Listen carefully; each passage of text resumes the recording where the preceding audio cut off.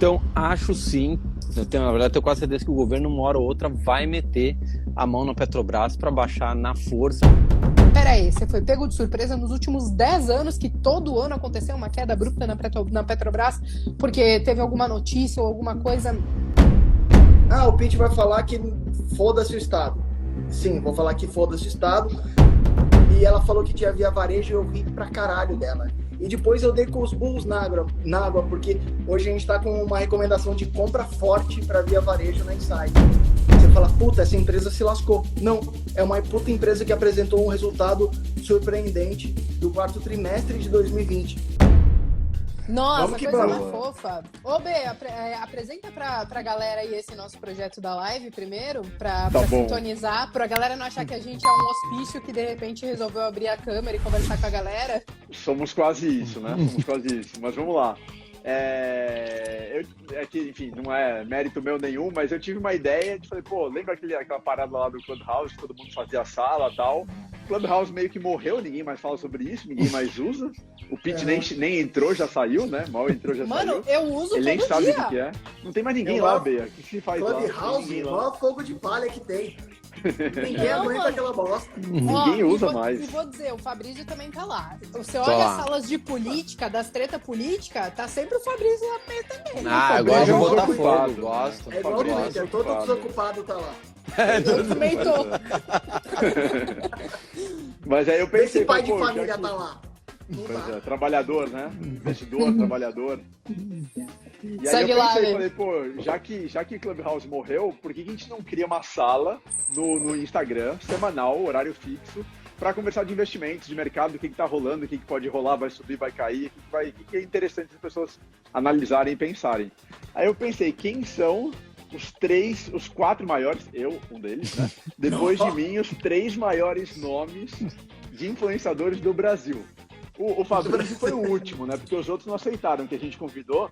Aí o Fabrício veio aqui, na verdade... Pior que é verdade. Eu aceitei por pena do Bernardo. O Fabrício entrou no lugar do Whindersson, na verdade. Que tá ali em 4º lugar. Aí, entre o Whindersson tá e grávido, né? Eu peguei. Mas a ideia foi essa, pra gente criar com 4 pessoas, enfim, complementares aqui, pra gente conversar toda semana, mesmo horário de mercado, e ajudar, né, na distribuição de conteúdo, criação de conteúdo, ajudar vocês a investir melhor em diversos ativos, porque aqui tem de tudo, né? Tem gente que gosta de ação, tem gente que gosta de valorização, dividendo, Bitcoin, renda fixa, tem de tudo aqui. Então a gente consegue fazer um papo legal. Como a gente começa? Não, eu ia começar dizendo que a ideia era falar de mercado, mas hoje eu não abri nada para ver se o mercado subiu ou caiu. Talvez eu consiga ver aqui que Ibovespa fechou em 112 mil pontos, mas porque eu vi agora. Eu não acompanhei nada do mercado hoje, não sei se subiu, não sei se caiu. Eu só sei que o assunto do momento são as tretas políticas, e aí todo mundo falando de dólar de novo. Calma aí, Siri, começou a falar comigo. Mas enfim, aí todo mundo começou a falar de dólar de novo, criptomoeda como nunca. Eu fiquei, 5 dias sem ver a cotação de Bitcoin. De repente, de 250 mil reais, ela tá 320. E aí eu falei, o que tá acontecendo? Eu tô dormindo no ponto, que eu não consigo acompanhar tudo que tá rolando. Então eu vou aproveitar, assim como essas quase 400 pessoas que estão acompanhando a gente aqui, para me inteirar com vocês do que tá rolando no mercado. Boa. E só complementar aqui, né, Bé? A ideia é a gente falar não só do que aconteceu no dia, mas um pouco de visão, o que está acontecendo. A gente está no meio da temporada de balanços, né? Saindo resultado pra caramba. Então acho que a gente até o Pete falou, né, quando a gente tava conversando, vamos sem roteiro, sem nada pronto para bater um papo mesmo, né? Mas fala aí, Pete, Fabrício. Tem uma pergunta já pro Fabrício aí. Você ainda tá revoltado com Petrobras, Fabrício? Qual é a sua revolta? Não, não tô revoltado com Petrobras. Ele se revolta com Petrobras e levanta a bandeira da Oi. O Fabrício deve beber mais que faz muito sentido, né? Na verdade, eu só acho que o governo vai intervir, né? Tô vendo o dólar subindo, o barril de petróleo subindo, né? Por causa do pacote de estímulos americano, por causa estão botando fogo lá na Arábia Saudita, né? O Iêmen lá atacando o poço de petróleo, enfim, por um excesso de liquidez mundial, etc. Então vejo o dólar subindo, o barril de petróleo subindo, gasolina e diesel subindo, os caminhoneiros, como eu já falei 1000 vezes, caminhoneiros é um problema que são o problema é deles, porque tem mais caminhoneiro e mais caminhão do que frete, por isso que eles não conseguem repassar a porcaria do preço. Eu falo, padeiro repassa o preço do trigo, né, pro pão. Por que o caminhoneiro não consegue repassar o preço do diesel? Porque é um problema da categoria, mas enfim. Então, acho sim, na verdade, eu tenho quase certeza que o governo, uma hora ou outra, vai meter a mão na Petrobras para baixar na força, ainda mais agora que o PT, né, vai ganhar força, a esquerda vai voltar a ganhar força, porque vai ter um elo de ligação entre quase todos da esquerda, que é o Lula, e vai botar lenha na fogueira para ter greve atrás de greve, como foi há décadas passadas. Cara, mas eles tinham falado que não iam, teoricamente, intervir no preço. Mas eu também falei, eu já não duvido de mais nada, porque eu falei assim, quem iria pensar em tudo que aconteceu essa semana, né? Depois de todos os desenrolares que a gente teve na política, eu acho que mais uma vez a gente está quebrado no meio, né? De novo, a gente vai ter uma polarização muito grande em 2022. Eu, particularmente, fico muito triste com isso, porque, cara, eu acho que eu sempre tentei, pelo menos no primeiro turno, voltar naquele candidato que eu mais me identificava, mas existe muito a questão do voto útil e tudo bem, as pessoas têm liberdade de fazer isso, e eu acho que 2022 vai ser mais um ano para fazer isso de novo. Ainda assim, me preocupa essa questão, Fabrício, que você falou das estatais, porque, quer queira ou não, elas servem como capital político, sempre serviram, não é de hoje, né? Então, se não for uma intervenção, por exemplo, tabelando o preço, a gente sabe que dentro de algumas decisões importantes, ainda assim, o governo pode meter o bedelho, né? Até que nem a privatização da Eletrobras que foi proposta agora, foi feita uma proposta que é uma privatização, entre aspas, porque você vai ter uma golden share lá, que o governo vai ter direito a vetar algumas coisas e tomar algumas decisões importantes. Então você privatiza, mas ainda assim você tem o sócio, o governo como sócio. Isso me incomoda um pouquinho, mas ainda assim eu acho que são mercados que dá pra gente surfar em alguns períodos. Eu acho que quando a gente pensa em ciclos de mercado, dá para ganhar dinheiro, mas a gente tem que estar ciente que tem essas intervenções. Inclusive, vocês falaram que Clubhouse morreu e uma discussão foi justamente essa questão da Petrobras e foi muito rica, porque a gente começou a levantar alguns dados e nos últimos anos, quase todos os anos, teve algum movimento que fez a Petrobras cair mais de 15% ali em um curto espaço de tempo. Então, para quem investe nesses papéis, é muito comum isso acontecer. Não adianta se desesperar e falar, caramba, fui pego de surpresa. Pera aí, você foi pego de surpresa nos últimos 10 anos, que todo ano aconteceu uma queda abrupta na Petrobras, porque teve alguma notícia ou alguma coisa que tem a ver com o cenário macro ou que tem a ver com política. Então, quem investe nos papéis tem que estar super ciente disso, porque não existe surpresa, né? Existe, tipo, de novo, né? De novo isso daí. Até tu, Bruto. Mais uma vez, né? Tipo, não investe em estatais, assim, né, Pete? intervenção na Petrobras é igual eu todas as vezes que eu falo que eu vou parar de beber. Assim, dura. Ninguém acredita igual, mais. Posso falar? É igual eu furando catraca de pedágio. Eu sei que não é pra fazer, mas se você passar devagarzinho, não vai dar pau. É sério, eu tô abrindo meu coração aqui pra vocês. De jet ski. Aí eu pago o pau. Olha, tá todo mundo elogiando o Pete. Eu tô meio lindo. O Pete é demais. Olha esse pai. Eu não vou nem comentar, porque eu e o Pete estamos pensando a mesma coisa. Então não vou nem comentar. Você tá tentando comparar esse cachorro horroroso com meu filho. Cara, que horroroso. A Bea gostou. A Fê vai ficar eu achei uma gracinha. Eu Obrigado, adoro esse Bea. tipo de filho. E alguém que tá aqui comentando também falou um negócio que me chamou muita atenção. O Pete vai falar que foda-se o Estado. Sim, vou falar que foda-se o Estado. Se você não soubesse que existiria a possibilidade de uma canetada, não só na Petrobras, para a gente não ser tão tendencioso, como numa Sanepar da vida, por exemplo, você não deveria nem ter investido. Então, todo investimento tem algum risco. Se você não sabia que teria risco de ingerência política em Petrobras, Sanepar, Eletrobras, qualquer coisa assim, você já investiu errado desde o começo.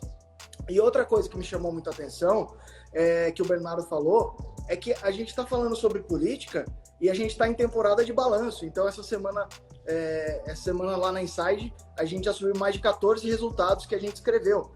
E as empresas, elas têm uma capacidade adaptativa gigantesca em diversos cenários. Eu nunca me esqueço, e eu sempre me arrependo disso, quando eu gravei um vídeo com a Bea, e ela falou que tinha Via Varejo e eu ri pra caralho dela. E depois eu dei com os burros na água, porque hoje a gente está com uma recomendação de compra forte para Via Varejo na Inside. Por quê? Porque a empresa se reinventou sozinha. Então as pessoas, elas acham que sempre que acontece alguma coisa que não estava no escopo, que o investidor vai ter que tomar alguma atitude. Só que normalmente, se o investidor ficar quieto e deixar a empresa tomar uma atitude, ele faz um puta de um negócio bom. Então, a Bea, por exemplo, falou que hoje ela não olhou o mercado.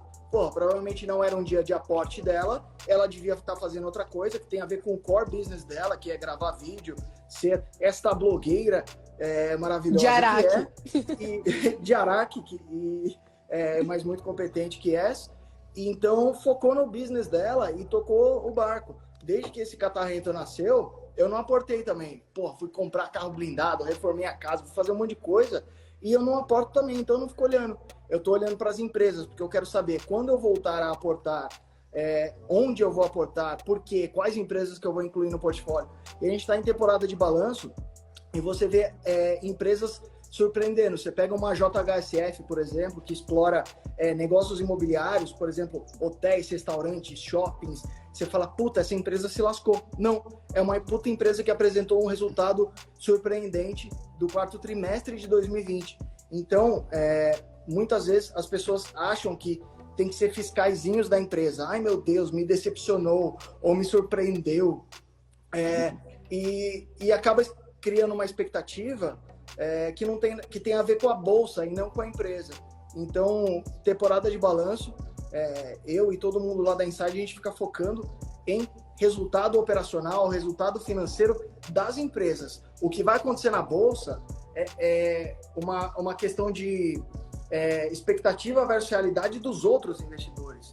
E você não pode deixar a opinião dos outros investidores afetar a sua opinião própria. Pelo menos é assim que eu penso. Depois que eu virei pai de família, eu comecei a falar uns negócios bonitos. Ô B, você falou de Bitcoin, né? Você tá investindo em cripto, né? Como é que tá esse mercado aí? Posso só fazer um comentário antes? Verdade. Dessa semana, e tem muita gente falando do Lula, né? E aí eu, enfim, tava pensando e refletindo, eu acho que as pessoas entenderam um pouco errado o que aconteceu nessa semana. Tá todo mundo dizendo que as quedas da semana aconteceram por conta do Lula. Mas quando eu paro e olho para trás, eu falo, em 2002 existia, assim, em 2001, né? Existia um medo grande do Lula. Ele fez aquela carta aos brasileiros, fez um monte de medida pró-mercado.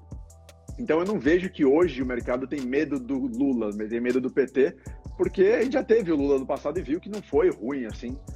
Não estou defendendo o PT, não estou defendendo o Lula, mas não foi. Vão te chamar de comunista. Eu sei, de China 11, chinês, corona. Primeiro judeu comunista da história. Mas o que rolou e que as pessoas entenderam, o que o mercado não gostou e ficou muito preocupado, é que tinha o Bolsonaro, né, que vai se candidatar para a reeleição, e o mercado esperava muito uma alternativa, seja Dória, seja Ciro Gomes, seja Luciano Huck, seja Amoedo, etc. Mas alguém que falasse, pô, vamos ter alguém para apoiar com o mercado que vai realmente fazer reformas, que vai fazer privatizações, que vai destravar investimentos, etc. Então tinha o Bolsonaro, que vai querer reeleição, e o mercado apostava em alguém oposto ao Bolsonaro, pensando que o Haddad não tinha poder dentro do PT. Quando o Lula aparece, o mercado fala, ferrou, porque não tem nenhum terceiro candidato aí. Vai ser Bolsonaro contra Lula no segundo turno de 2022. E nenhum dos dois é a favor de privatização, é a favor de reformas, é a favor de destravamento de investimentos. Bolsonaro pensávamos que seria e não está sendo. Então, eu quis só trazer esse ponto, porque teve muito disso, de achar que era o Lula, e na minha visão, e também do que eu conversei com algumas pessoas, não é o Lula. É muito mais essa polaridade de falar, talvez um governo liberal fique lá para 2026 ou 2030, sabe? Porque não vai rolar agora e não vai ter espaço para ninguém. Mas tem um outro componente, Bernardino, que é o seguinte, claro, não é só pela figura do Lula, mas assim, o que vai se acirrar absurdamente a partir de agora, porque assim, a esquerda, durante muitos anos, gritou e gritou muito. E a direita era meio pulverizada. Com o Bolsonaro, virou uma direita muito ferrenha. Parte dessa direita já saiu e parte continua. E até a esquerda recuou, né? Primeiro porque não tinha uma pessoa central. Quem que representa a esquerda hoje? O Boulos, o Haddad? Não tem uma representatividade forte. Então ficou meio assim, e a militância, né, do Bolsonaro, principalmente aqueles 20%, que é uma militância ferrenha, grita e bate muito. E não tinha um adversário no ringue à altura. Então o que o mercado avalia? Com a entrada do Lula, a esquerda vai se unir, vai se juntar, e vai ser paulada daqui até, não vai ser na eleição, vai ser daqui até a eleição. Não, total. Eu até falei no Twitter, eu falei, se você não percebeu, 2022 já começou. Sim, já tá em então, 2022, né? Mas vocês não acham? Porque assim, ó, o Ciro Gomes ele já disse que não vai fazer chapa com Lula nunca na vida. Você não acha que isso divide um pouco? Da mesma maneira que eu acho que os dissidentes, por exemplo, de Bolsonaro, que tentam olhar para uma outra alternativa, eu acho que também tem a galera que desistiu do Lula e também tenta olhar para uma outra alternativa. Vocês acham que isso... Claro, no segundo turno não tem divisão, né? É ali preto no branco. Exato. Mas eu acho que no primeiro turno isso acaba dividindo um pouco a galera, né? O problema é se alguém tem força para ir pro segundo turno. Exato. Vai dividir tanto, sei lá, galera do Luciano Huck, sei lá, o Moro, o cara do Partido Novo, talvez seja o Zema, né, de Minas. Acho que vai pulverizar tanto entre os pequenininhos, e Bolsonaro, que tem aquela militância, uns 20, 25%, eu acho que Bolsonaro tem tranquilamente. Lula, também uns 30%. Chega no segundo turno, eu não consigo ver uma terceira via que tenha força. Claro, pode acontecer muita coisa até lá, enfim. Mas eu não consigo ver uma terceira via hoje que tenha força para chegar no segundo turno. Eu não vejo.